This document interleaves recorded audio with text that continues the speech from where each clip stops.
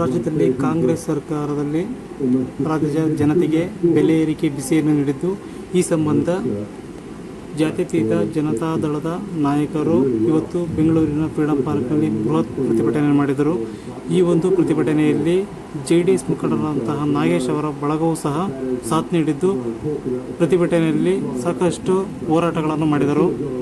ಜೀವ ಹೇಳ್ತಾ ಇದೆ. ಆದ್ರಿಂದ ಇವತ್ತು ಇಡೀ ಕರ್ನಾಟಕ ಜನ ಒಂದು ನಿರ್ಧಾರಕ್ಕೆ ಬಂದಿದ್ದಾರೆ. ಸಾಕಪ್ಪ ಸಾಕು ಅನ್ನುವಂತ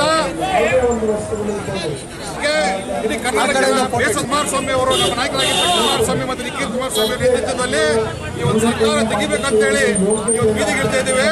ತೆಗಿಲೇಬೇಕಾಗ್ತದೆ.